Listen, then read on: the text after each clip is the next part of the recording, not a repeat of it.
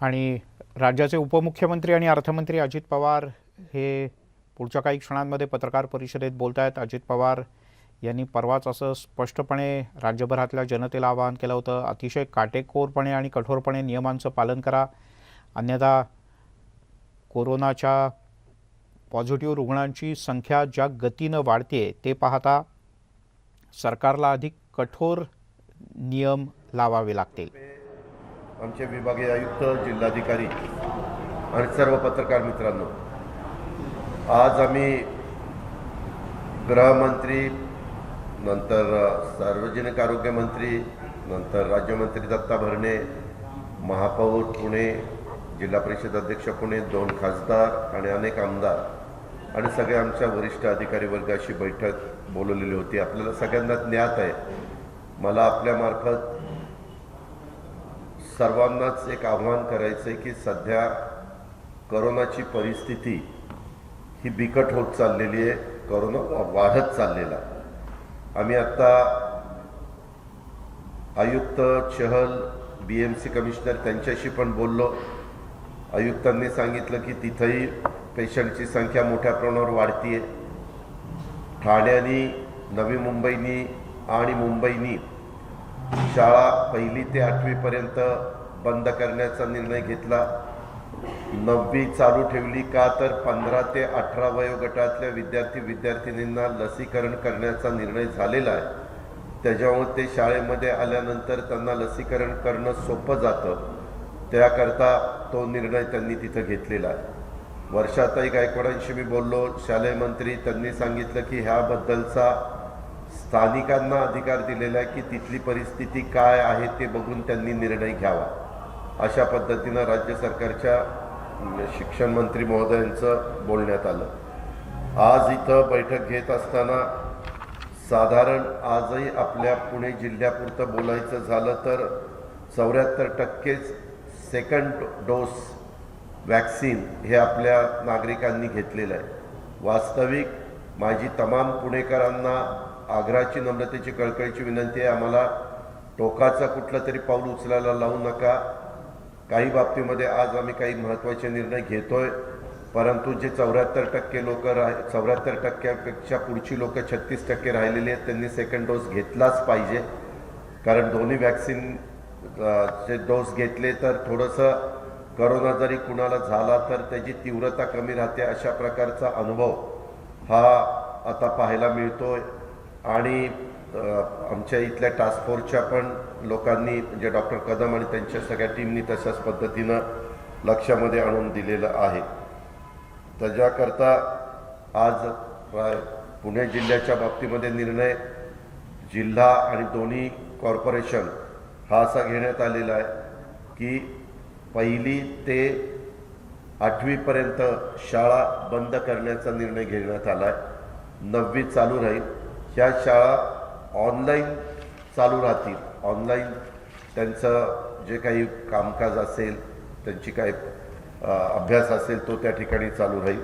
तशा पद्धतीनं त्यांनी शाळांनी चालू ठेवावं। पण 9वी 10वीचे विद्यार्थी आले पाहिजेत, कारण त्यांना वॅक्सिन आपल्याला द्यायचं आहे। आज आम्ही हा सगळा निर्णय घेत असताना ICMRचे DG भार्गव त्यांच्याशी पण आमचे मंत्री महोदय राजेश टोपे बोलले आणि त्यांनी पण सांगितलं की बाबा ही जर परिस्थिती 10%च्या पुढे गेली असेल पॉझिटिव्हची, तर तुम्ही तशा पद्धतीचा निर्णय घ्या। मला आज पुणेकरांना सगळ्यांना एक गोष्ट लक्षामध्ये आणून द्यायची आहे की पुणे शहरामध्ये साधारण पॉझिटिव्हचा दर काल 18% गेलेला आहे। आणि 18% ज्यावेळेस पॉझिटिव्हिटीचा दर जातो त्यावेळेस काळजीचं, आपल्याला काळजी करण्याचं निश्चितपणे तिथं प्रश्न निर्माण होतो आणि म्हणून काळजीने अशा प्रकारचा निर्णय आम्ही घेतलेला आहे।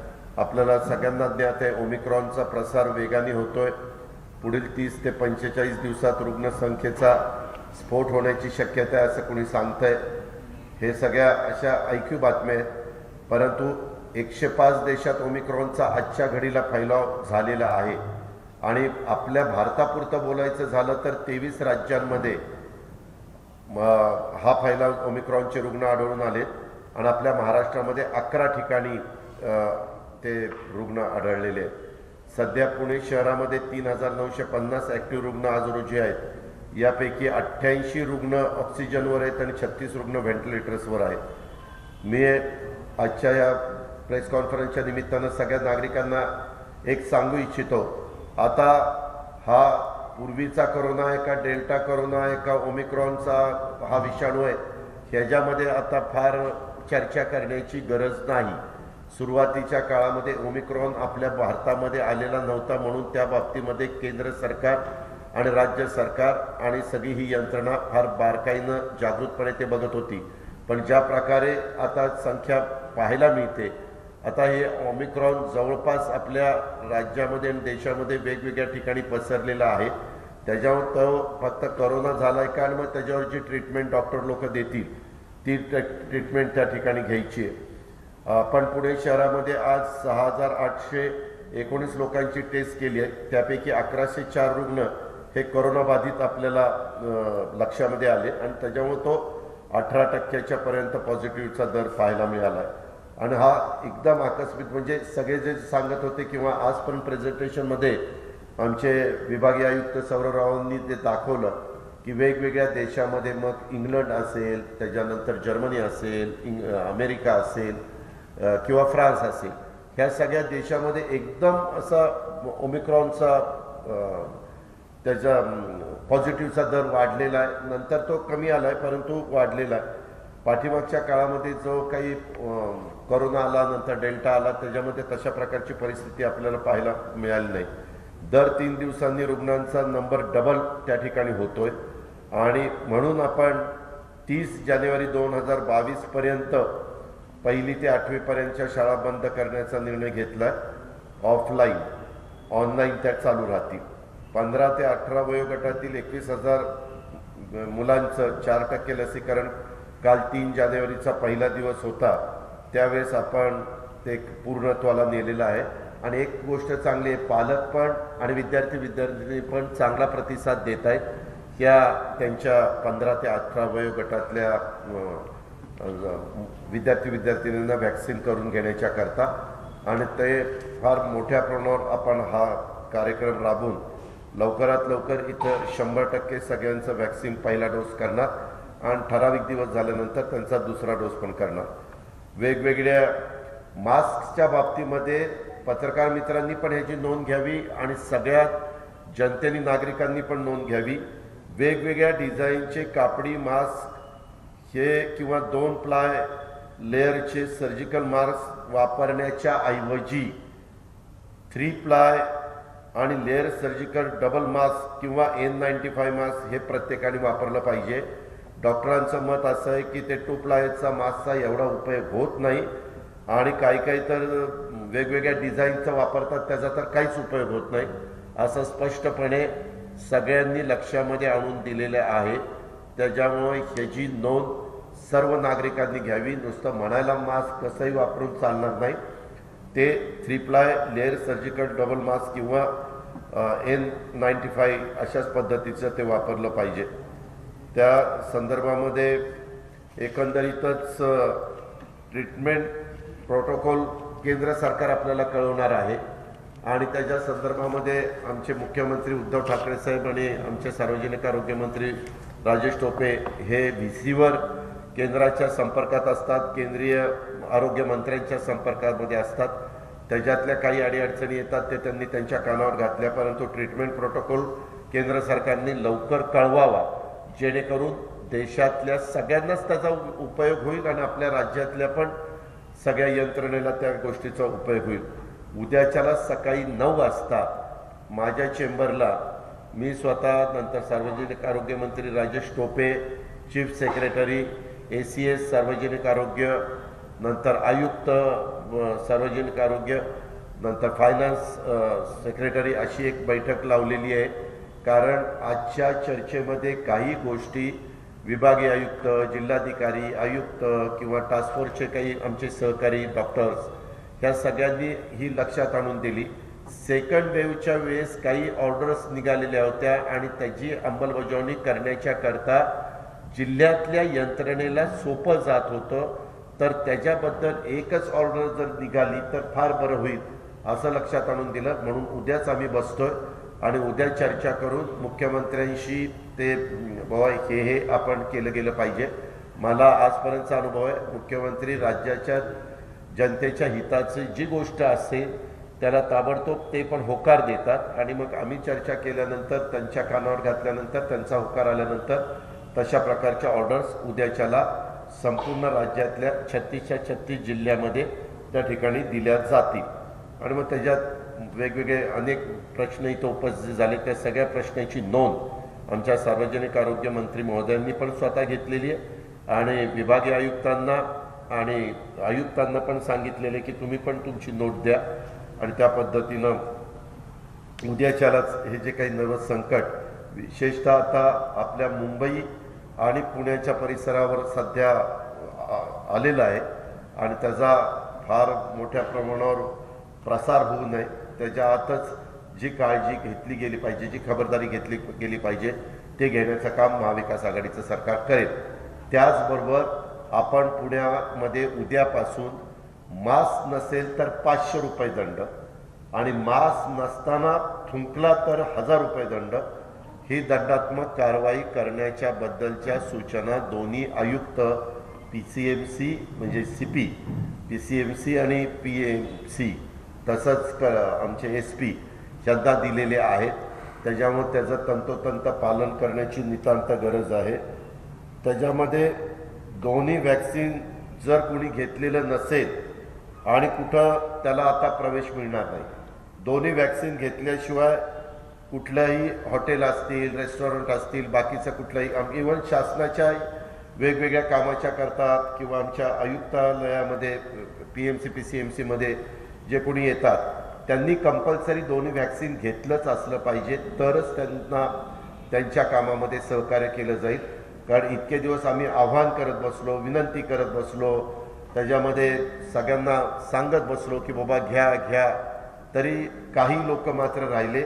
त्याचं कारण असं आहे, आज ज्यांचं आपण टेस्ट केलेली आहे त्याच्यातले 36 जण निघाले ना, हां, जे पॉझिटिव्ह निघाले त्याच्यात 36 जण असे होते की त्यांनी वॅक्सिनच घेतलेलं नव्हतं, दोन्ही वॅक्सिन घेतलेलं नव्हतं. म्हणजे पुणे शहरामध्ये तशा प्रकारचा अनुभव आज विक्रम कुमार आयुक्तांनी लक्षामध्ये आणून दिला. आणि ह्या सगळ्या गोष्टी करताना आमची मीटिंग 4:30 जवळपास 6:30 पर्यंत चालली आणि 2 तास बसून आम्ही सगळ्यांनी एकमतानेच हे सगळे निर्णय घेतलेले आहेत. बाकीच्या गोष्टी चालू राहतील, परंतु नियमाचं तंतोतंत पालन करून सगळ्यांनी, मग दुकानं असतील, शॉप्स असतील किंवा बाकीच्या ज्या काही गोष्टी असतील त्या सगळ्यांनी त्याच्यामध्ये सहकार्याची भूमिका घेतली पाहिजे. हे स्पष्टपणे मी आपल्यामार्फत जनतेला आव्हान करू इच्छितो, नागरिकांना सांगू इच्छितो. कोविड सेंटर जे आहेत, जे लोकल जे कोविड सेंटर होते त्याच्या बाबतीत काय कुठले जे खाजगी होते किंवा आपल्याकडे जे चालू नाही, ह्याच्यामध्ये काय झालेलं आहे, ह्यामध्ये उद्या किंवा परवा 2 दिवसात त्याच्या संदर्भामध्ये कळवतील. 10 तारखेला आपण 60 वर्षाच्या वरच्या व्यक्तीला बूस्टर डोस देण्याच्या बद्दलचा पंतप्रधानांनी निर्णय घेतलेला आहे. जसा 15 ते 18 वयोगटातल्या मुलांना मुलींना 3 तारखेपासून होता आणि त्याची सुरुवात झाली, तसं 10 तारखेपासून जो आमचा फील्डवर काम करणारा हे सगळे डॉक्टर्स असतील, नर्सेस असतील, पॅरामेडिकल स्टाफ असेल किंवा हे विभागीय आयुक्त, कलेक्टर वगैरे हा सगळे आमची पोलीस यंत्रणा असेल, आमच्या आशा वर्कर्स असतील, जे कोणी फील्डवर काम करतात ते सगळे, त्या सगळ्यांना 10 तारखेपासून आम्ही बूस्टर डोस देणार आहे. 60च्या वरच्या व्यक्तीला देखील त्यांना पण बूस्टर डोस, ज्यांची तब्येत थोडासा काही त्यांना वेगळा आजार असेल अशांना पण बूस्टर डोस देण्याच्या संदर्भातला निर्णय झालेला आहे. त्यांना पण बूस्टर डोस देण्याचं काम त्या ठिकाणी केलं जाईल. आणि म्हणजे 15 ते 18 वयोगटामध्ये तर चांगलाच प्रतिसाद आहे, तो त्याची कंटिन्युटी कशी टिकेल ह्याही बद्दलचा प्रयत्न हा जिल्ह्याच्या स्तरावर निश्चितपणे केला जाईल. त्याच्यामध्ये उपाहारगृह, बार, सिनेमा, मॉल, शासकीय आणि खाजगी आस्थापना या ठिकाणी 2 डोस घेतले असणं बंधनकारकच आहे, नाहीतर तिथं नो वॅक्सिन नो एंट्री ही भूमिका उद्यापासून जिल्ह्यामध्ये दोन्ही शहरामध्ये सक्तपणे राबवण्यात येणार आहे. तर त्याच्याबद्दल कुणी आता नाराजी व्यक्त करण्याचं कारण नाही, कारण त्यांना भरपूर दिवस आपण मुभा दिलेली होती. सर्वांना एकच, कारण काय झालंय, आपल्या पुण्या आणि पिंपरी चिंचवडला जवळच असणारा हवेलीचा जो ग्रामीण भाग आहे त्याच्यातले बरेचसे शिक्षक हे तिथं शिकवायला जातात. आज काही अनुभव आम्हाला असा आला की तिथं शिक्षक पुण्यात राहतात, शिकवायला गेले आणि त्याच्यातले 5 पॉझिटिव्ह निघाले, काही विद्यार्थ्यांना पण झालं. म्हणजे शेवटी तिथं, आणि हा आत्ताचा आलेला ओमिक्रॉन हा एवढा गतीनं पसरतो, फैलावतो, हे आज सगळ्यांनी, म्हणजे सार्वजनिक आरोग्य पण मंत्री म्हणले आणि सगळ्याच तज्ज्ञ डॉक्टरांनी पण त्याच्यामध्ये सांगितलं की ह्याचा प्रचंड फैलावण्याचा वेग मोठा आहे. तुमच्या घरात एकाला जरी झाला तर लगेचच ते पूर्ण फॅमिली कव्हर करते, असाही अनुभव आत्ताच्या काळामध्ये ज्यांच्या घरामध्ये पॉझिटिव्ह रुग्ण सापडले त्यांच्या बाबतीमध्ये घडलेला आहे. सर्वांना, पुणे जिल्हा आणि दोन्ही शहर, हे जे काही सांगतो हे सगळ्यांना, ग्रामीण असो नाहीतर शहरी असो, त्याच्या संदर्भातली नियमावली ठरवून दिलेली आहे. 50 पेक्षा जास्त संख्या नकोय असं स्पष्टपणे सांगितलेलं आहे आणि त्याची अंमलबजावणी करण्याच्या करता पोलीस खात्याला सक्त सूचना दिलेल्या आहेत. स्वतः गृहमंत्र्यांनी पण काल का आज आव्हान केलं की प्रत्येकाने आपलं आपलं पालन करा, जर केलं नाही तर ॲक्शन घेतली जाईल असं त्यांनी पण सांगितलं. पण दादा त्यापेक्षा मग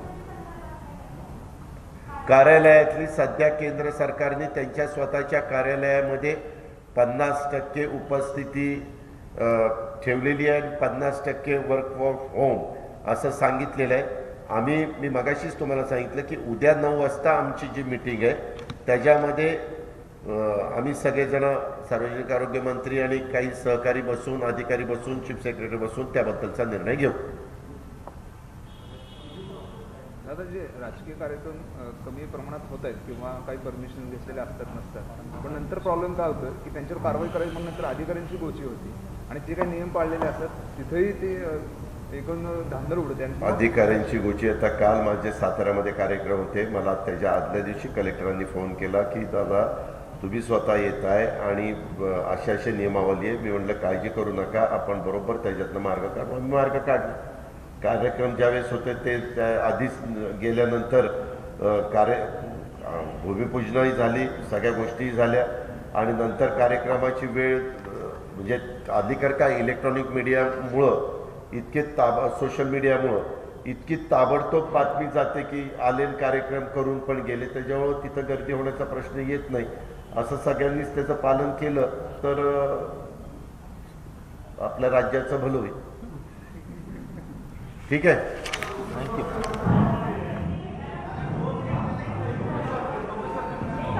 आज राजेश बोल.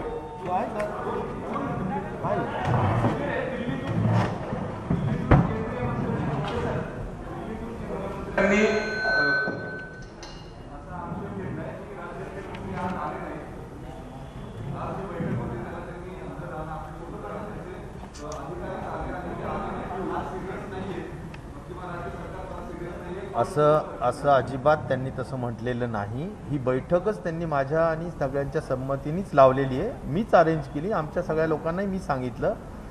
प्रश्न एवढाच आहे की आज इथे वसंतदादा शुगर इन्स्टिट्यूटची मी डायरेक्टर आहे आणि AGM ज्याला म्हणतो आपण, जी वर्षातून एकदाच होते ती AGM आहे. त्याच्यात मी ज्या कारखाना रिप्रेझेंट करतो त्यालाही काही पारितोषिक मिळाले आहेत आणि साहेब असताना आम्ही ती सगळी, माझे सर्व अधिकारी आपल्या राज्याचे आपण उपस्थित ठेवले होते आणि आढावा होता. बाकी काही विशेष काय असा निर्णय घेण्याचा विषय नव्हता, एक आढावा होता, तो आढावा झाला.